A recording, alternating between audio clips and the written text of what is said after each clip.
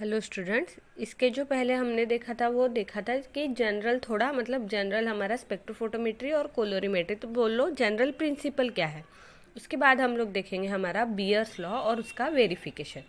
तो देखो bears law क्या होता है। बियर्स लॉ क्या स्टेट करता है। Beer's law states that intensity of beam of monochromatic light decreases exponentially with increase in concentration of absorbing substance एरिथमेटिकली।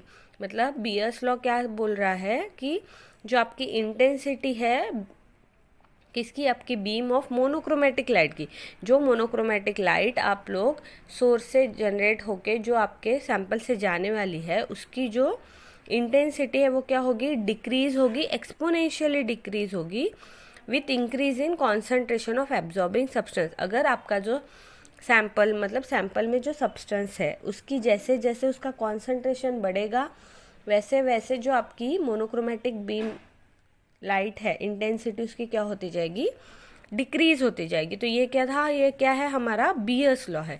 तो अब बियर्स लॉ का हम लोग वेरिफिकेशन करने के लिए क्या करते हैं, उसका इक्वेशन बनाएंगे। तो देयरफॉर माइनस इसलिए दिया है क्योंकि आपकी इंटेंसिटी ऑफ इंसिडेंट लाइट क्या हो रही है, डिक्रीज हो रही है, इसलिए minus D I by D सी।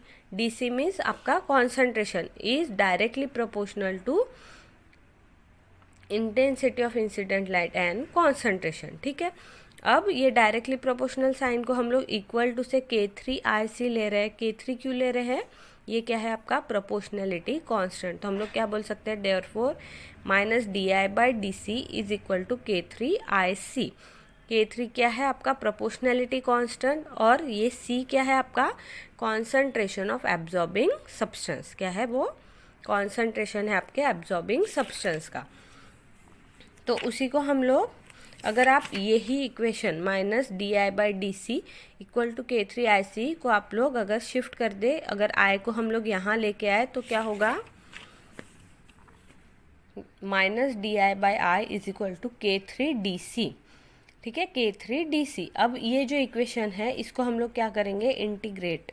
तो इस इक्वेशन को जब हम इंटीग्रेट करेंगे between I0 to IT, I0 मतलब intensity of incident to intensity of transmitted light and 0 to C मतलब 0 से लेके C कॉन्सेंट्रेशन तक। तो क्या मिलेगा हमें, इसको इंटीग्रेट करेंगे तो log E IT bye I0 is equal to minus K3 constant है और ये DC 0 टू C DC का C।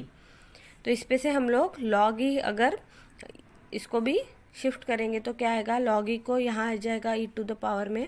तो ये क्या हो जाएगा, I T is equal to I0 e to the power minus K3C। ठीक है, ये क्या है हमारा, ये पहला इक्वेशन है किसका, बियर्स लॉ का। उसके बाद हम ये ई टू द पावर है इसलिए हम लोग क्या करते हैं, टेकिंग बेस 10। तो हमें क्या मिलेगा, 2.303 log 10 I T bye I0, ये वाला 2.303 log ई के जगह log 10 के पावर में लेंगे तो I T by I0 is equal to minus K3C।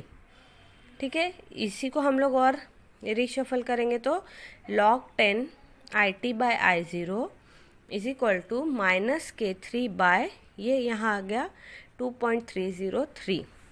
इसी को हम लोग डायरेक्ट ये जो है ये टर्म को हम लोग डायरेक्ट K4 करके डिनोट कर रहे हैं। तो क्या आया, is equal to minus K4C। तो K4 क्या है, K3 बाय 2.303। उसके बेसिस पे therefore I0 by IT equal to log 10 था ना, तो इसीलिए उसको IT bye I0 equal to 10 to the power minus K4C। that is nothing but IT is equal to I0 10 to the power minus 4C। this is nothing but your, ये क्या है आपका bears law का equation है। क्या है आपका bears law का इक्वेशन। तो ये था हमारा बियर्स लॉ और उसका वेरिफिकेशन। ठीक है, थैंक यू।